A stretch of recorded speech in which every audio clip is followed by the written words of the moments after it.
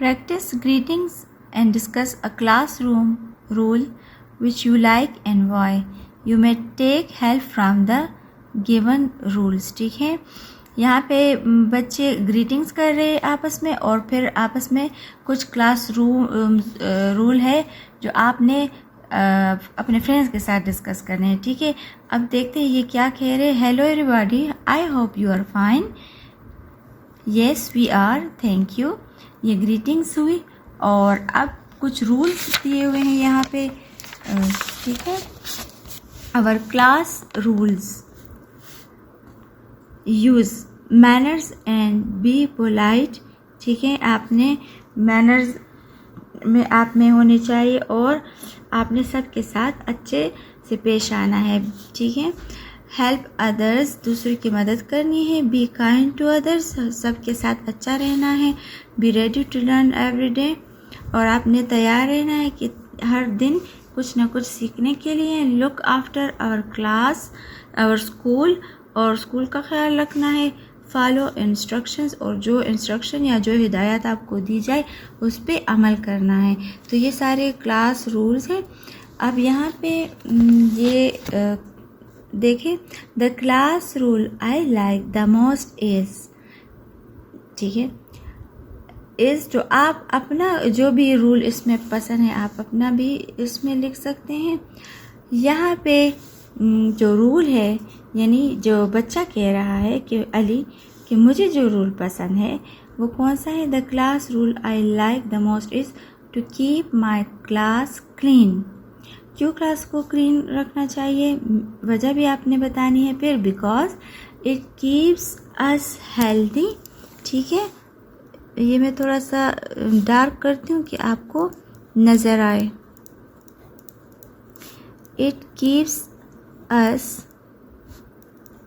Healthy.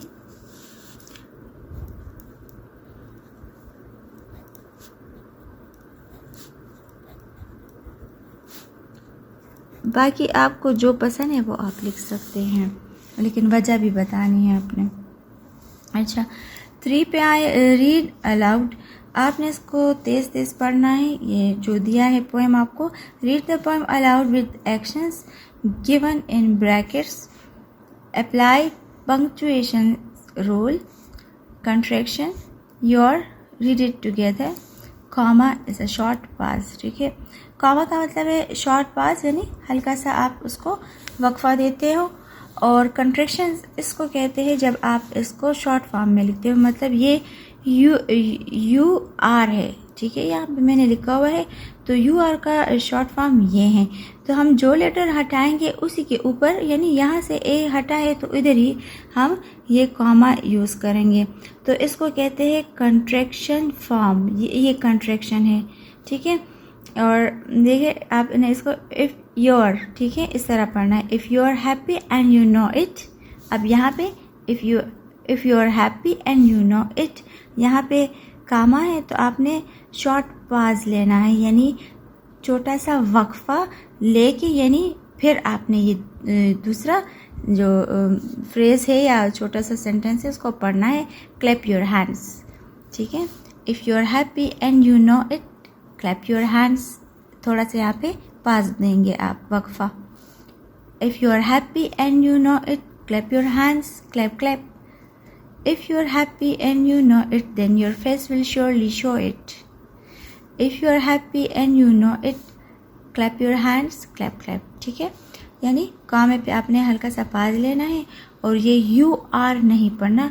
If you are happy इस तरह पढ़ना है. ठीक है, इसको कहते हैं contractions.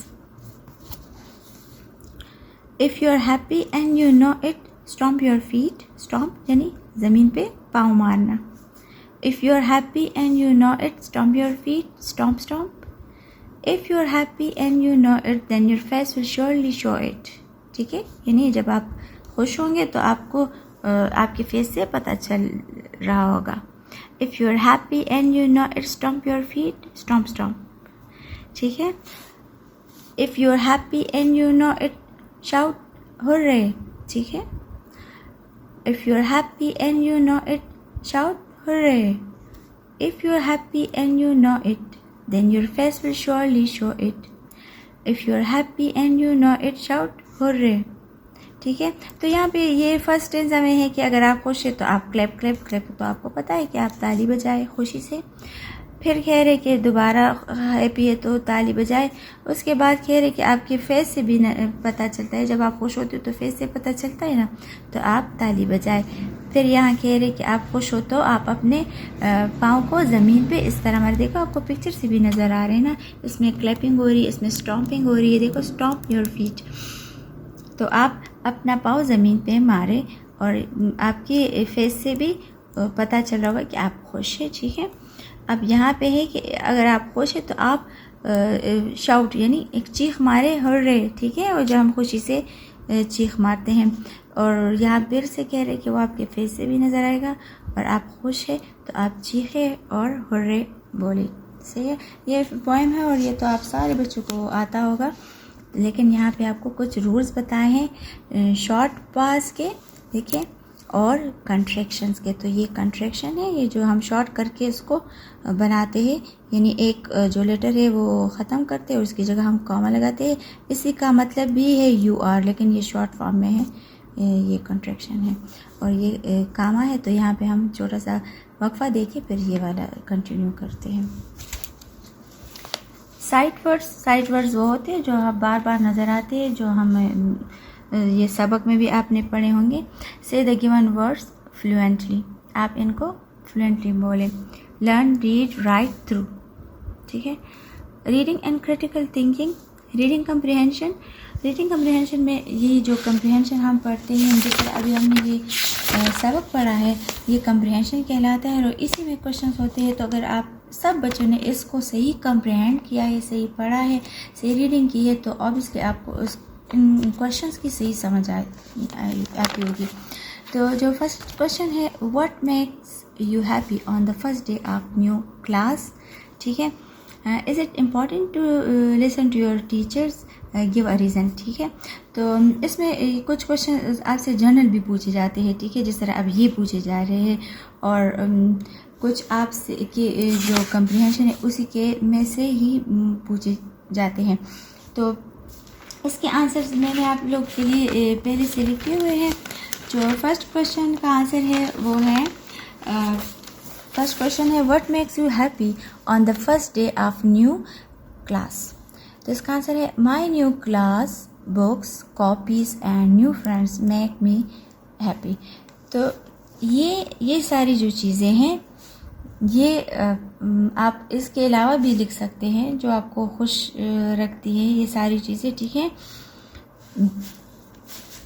और ये मेक्स मी हैप्पी। ठीक है, तो इसके अलावा भी आपको जो चीज़ें खुश करती हों वो आप लिख सकते हैं। Is it important to listen to your teachers, give a reason. ठीक है, Yes, it is important to listen to our teacher because we can learn new things. क्या ज़रूरी है कि हम अपने टीचर को सुने? और अगर ज़रूरी है, अगर आपका आंसर येस में है, तो वजह भी बताइए कि हम टीचर को क्यों सुने। ठीक है, रीज़न, वजह। तो आंसर है येस, और it is important to listen to our teacher because we, क्या है, because we can learn new things. क्योंकि जब हम उनको सुनेंगे तो उनसे हम और नॉलेज गेन करेंगे, और चीज़ें, नई नई चीज़ें सीखेंगे। तो टीचर को सुनना बहुत ज़रूरी है। ठीक है, how will you keep your class clean, आप अपनी क्लास को किस तरह साफ रखोगे। We keep our class clean by washing it and throwing rubbish in the dustbin. जब हम इसको साफ़ रखेंगे, इसकी सफाई करेंगे और गंद हम डस्टबिन में फेंकेंगे, तो इस तरह से क्लास साफ़ रहती है। ठीक है, तो ये आप सब बच्चों की ड्यूटी कि अपने क्लास, अपने स्कूल को साफ़ रखने की कोशिश करें। Which rules help you to learn English language, कौन से इस तरह रूल्स हैं कि आपको इंग्लिश सीखने में मदद देंगे। ठीक है, तो जो फर्स्ट रूल है, और होना भी यही चाहिए, we should speak English with our friends. तो सबसे जो इम्पॉर्टेंट रूल है कि जितना आप प्रैक्टिस करोगे, जितना आप बोलोगे, आप एक लैंग्वेज बोलने से आती है। तो फर्स्ट रूल, और मेरे ख्याल में यही इम्पॉर्टेंट रूल यही है कि आप अपने फ्रेंड्स के साथ इंग्लिश में बात करें, इंग्लिश बोले तो आपको वो आएगी।